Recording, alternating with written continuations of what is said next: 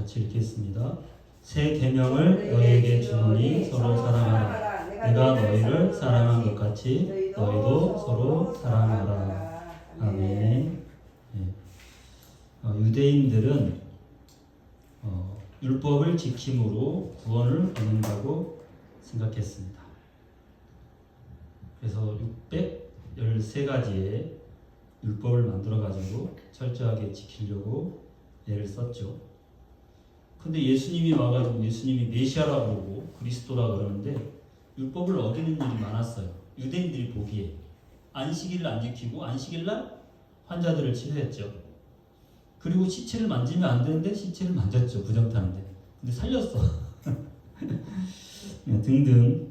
어쨌든 유대인들은 율법을 지키려고 했고 그 지킴으로 구원을 받으려고 했는데 그들은 자기가 지키려고 힘을 쓰면 쓸수록 율법하고 그러니까 하나님이 원하시는 그 말씀하고 멀어지게 되었어요. 하나님의 사랑, 하나님의 공의 이런 것과 멀어지게 되었죠.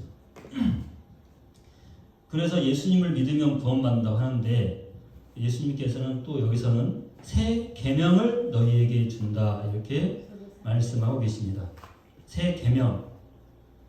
이스라엘이 여태까지 613개의 율법을 지키려고 그렇게 애를 썼는데 그 계명 말고 새 계명을 준다는 거죠. 여기서 계명 그러면 우리는 잘 몰라요. 느낌을. 근데 유대인들은 대대손손 그 계명을 지키려고 진짜 애를 많이 썼잖아요. 그러니까 태어나면서 계명에 딱 쩔어 있는 사람들이에요. 그래서 우리가 생각하는 그 계명과 그들이 생각하는 계명은 너무나 다릅니다. 제가 이스라엘에 갔을 때 이제 금요일 날이 안식일이잖아요.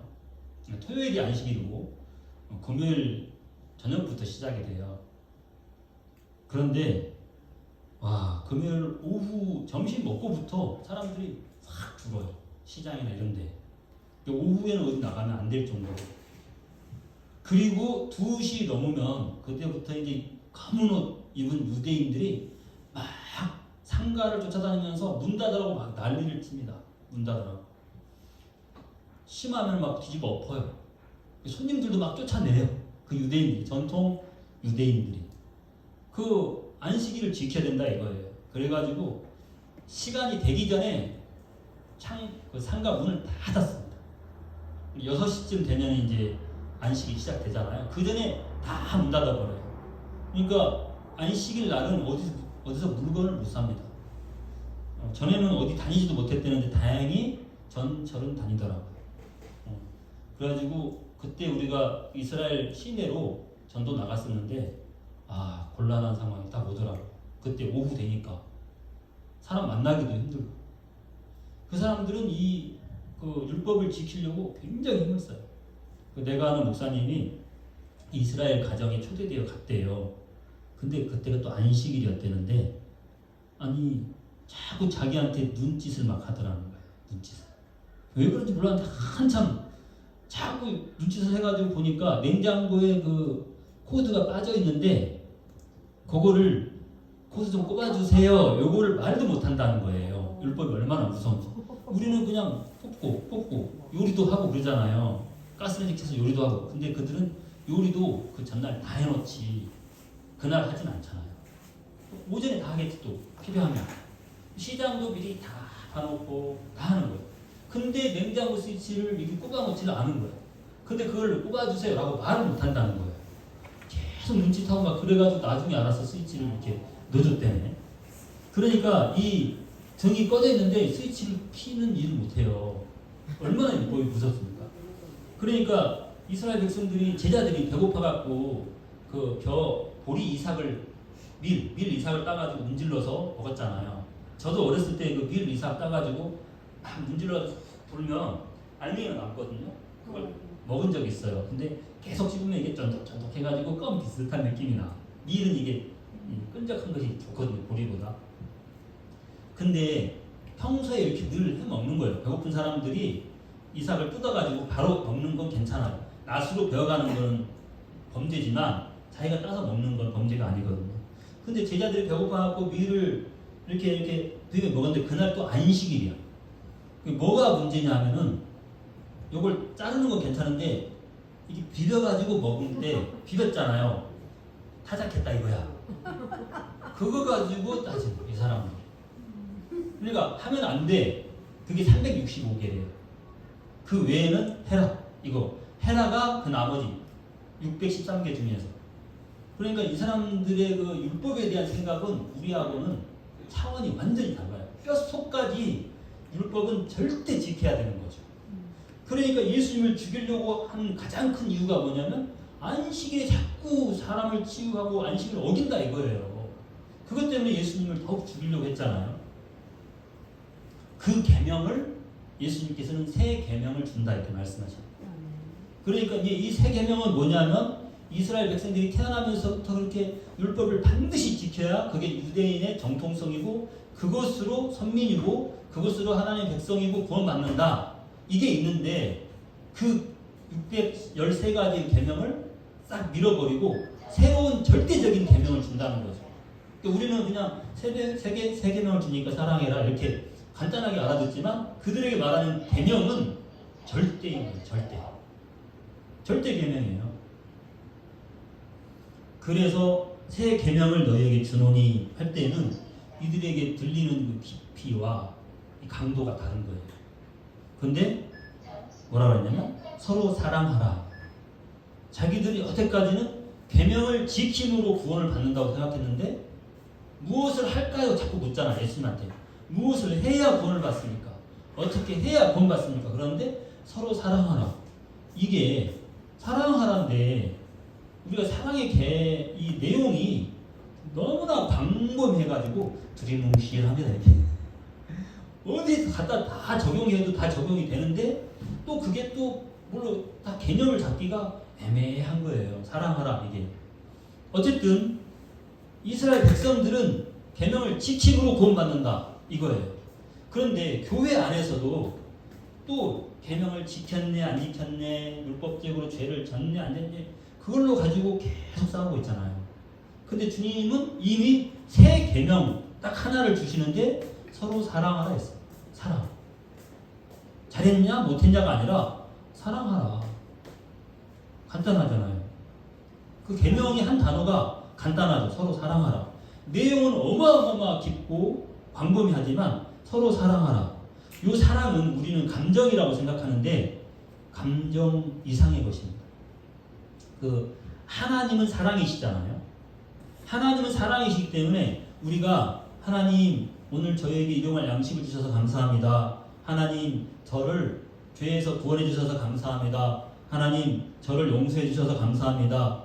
그렇기 때문에 우리가 하나님을 사랑합니다 이렇게 말할 수 있는데 그 정도 가지고 사랑한다 이렇게 말하면 그게 신앙이 좋은 것 같지만 하나님 나한테 준 것이 있기 때문에 사랑한다고 하는 거잖아. 하나님은 무엇을 주고 안 주고 간에 하나님은 그냥 그분이 사랑이시라 그랬잖아. 그분이 사랑이세요. 근데 우리는 나한테 뭔가를 주심으로 감사하고 사랑합니다. 그러면 결국은 하나님을 사랑하는 게 아니라 나를 사랑하는 거예요. 나한테 줬기 때문에 사랑하면 되잖아. 나한테 구원을 줬기 때문에. 우리 수준이 너무너무 낮은 거죠. 그것만 해도 하나님 저를 구원해 주셔서 감사합니다. 이것도 꽤 큰 믿음인데 근데 보통은 다른 사람들이 나를 사랑할 때는 사랑하고 나를 미워하면 미워하고 이런 식으로 되잖아요. 그건 사랑이 아니에요. 그죠? 사랑은 하나님의 사랑은 우리가 생각하는 이 감정을 엄청나게 뛰어넘는 거예요. 그래서 나한테 누가 잘해주면 고맙고 감사하고 사랑해. 근데 나를 미워하고 싫어하면 나도 같이 싫어해. 그게 사랑이 아니라니까요. 내가 기분 좋으면 사랑하고 나한테 이익되게 해주면 사랑하고 그건 사랑이 아닌데 그걸 사랑이라고 착각하는 거예요. 그러니까 예수님께서는 원수를 사랑하라 했잖아요. 우리가 원수가 사랑이 됩니까? 사랑이 안 돼요. 아니 우리 주변에 있는 우리 가족도 사랑을 못해가지고 맨날 싸우고 사네 못 사네 하고 있는데 어떻게 원수를 사랑할 수 있겠어요? 근데 예수님은 원수도 사랑하는 이게 사랑의 개념이 우리가 생각하는 개념하고 하나님 말씀하시는 개념하고 완전히 달라요. 하나님이 우리한테 무엇을 주었기 때문에 사랑받으실 분이 아니라 그분은 그냥 자신이 사랑이세요. 그러니까 하나님 하면 우리는 그분을 당연히 사랑해야 되는 거예요. 예를 들어서 우리 자녀들을, 손자, 손녀들을, 또는 지나가는데 어떤 귀여운 아기가 있어. 너무너무 이쁘고 사랑스러워. 그게 걔가 나한테 뭔가 이익을 줬기 때문에 사랑하나요? 본능이잖아요, 본능. 그냥 애기들은 너무 사랑스러워. 얼마나 애기가 사랑스러운지, 아니, 늑대들이 애기를 안 잡아먹고 늑대들이 키운 애기가 있어요. 아세요? 정글북 알죠? 정글북. 모글리 나오는 거.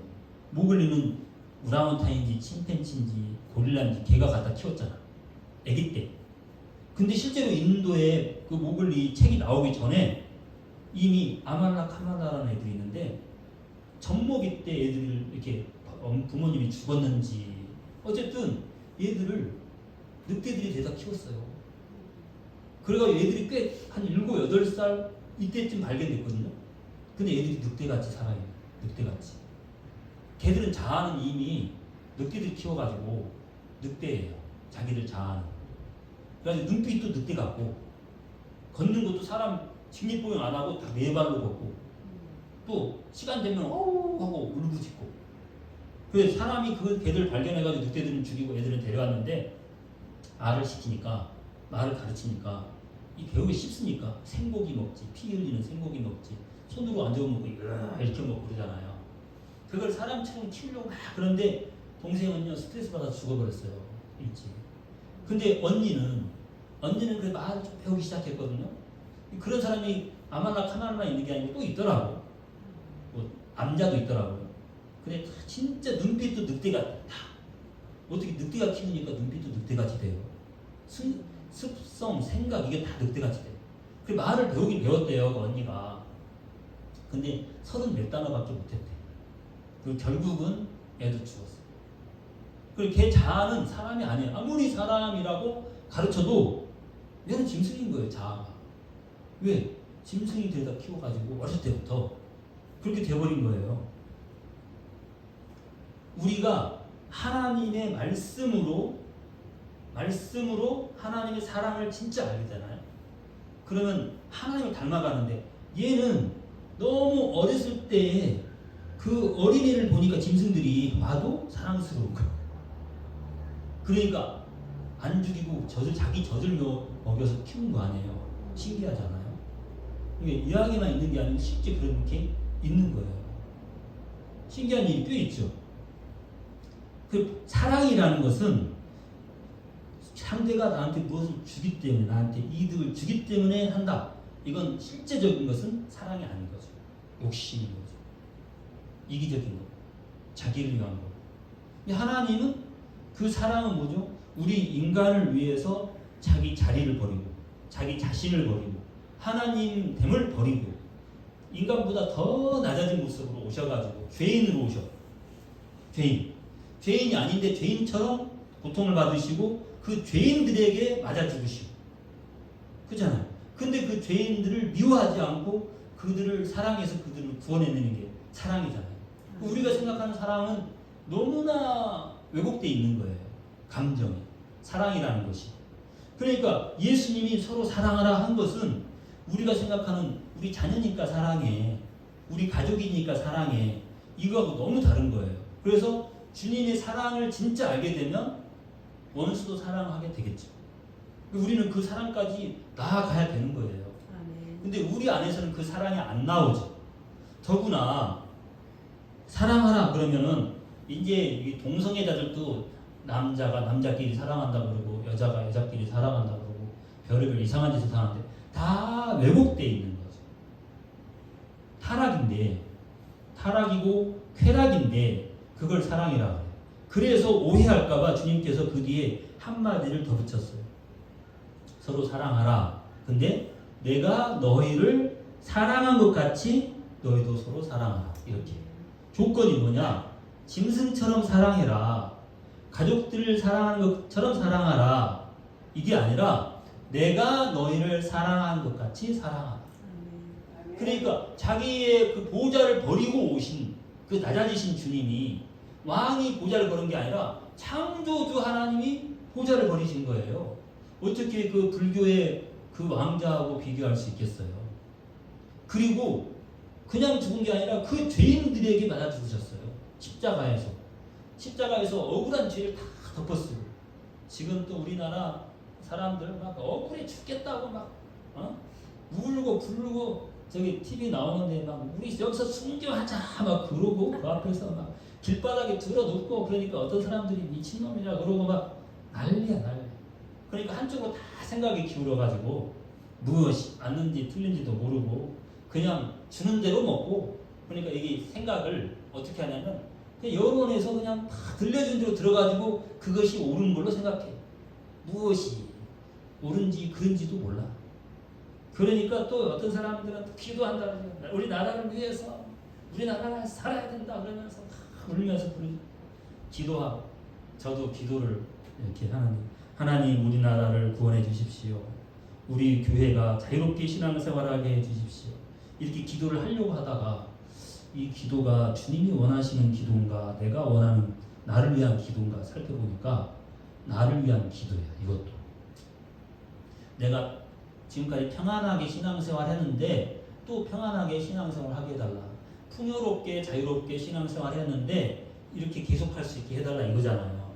근데 주님이 원하시는 것은 우리가 정말 거룩하게 되기를 원하시죠. 주님께 더 나아가기를 원하셔요. 타락된 삶을 여전히 타락한 가운데 연약한 가운데 무너지고 있는 그 삶을 후대들한테 물려주기를 원하는 게 아니라 개혁이 되기를 원해요. 거룩하게 되기를 원해요. 너희가 지금 눈이 어두웠는데 안약을 사서 발라라. 눈을 떠라. 너희 옷이 너무 더러운데 내가 주는 옷을 사서 입어라. 주님이 이렇게 말씀하시잖아요.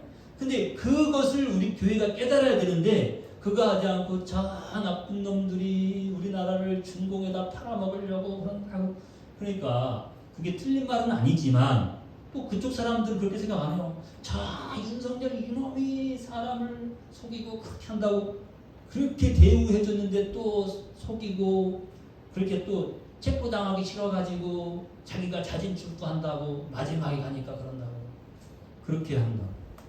다 자기의 논리가 있는 거. 그 사람들은 그 사람의 논리가 있어. 이재명 하는 말 봐보세요. 자기는 다 우리 이쪽에서 보는 사람들 볼 때는 저 거짓말쟁이 위법, 탈법 다 하면서 딱 방송에 나와서는 저 거짓말하는 사람들이 저렇게 살게 놔두면 안 된다. 법대로 심판을 해야 된다.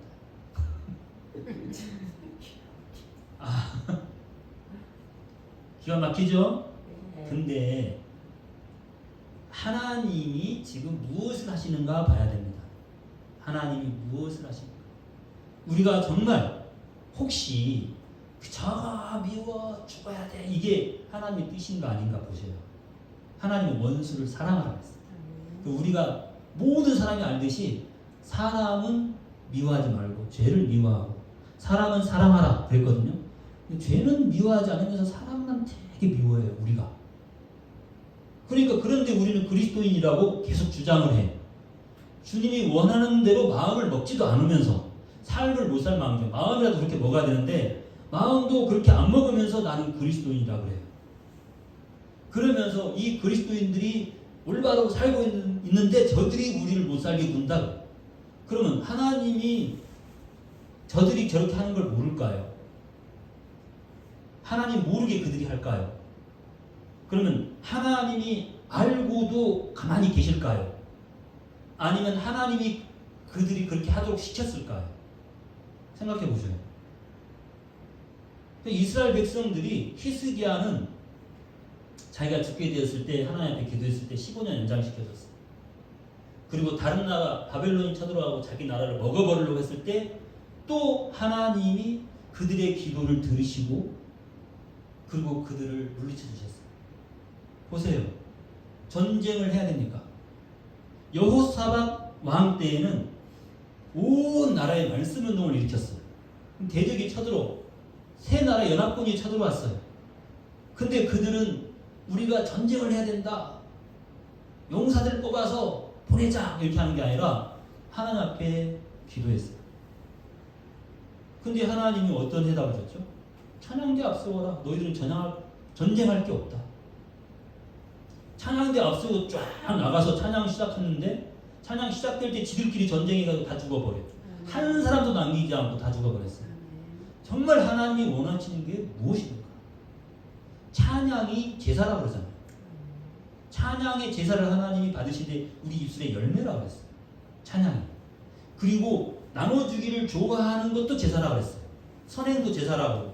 꼭 예배 드리는 그것만 제사가 아니라 우리의 삶이 하나님 보시기에 아름답게 이렇게 살면 그게 하나님 받으신직한 그런 제사가 되죠. 그러니까 우리 마음에 원수를 사랑하는 하나님의 사랑을 받아야 됩니다. 아멘.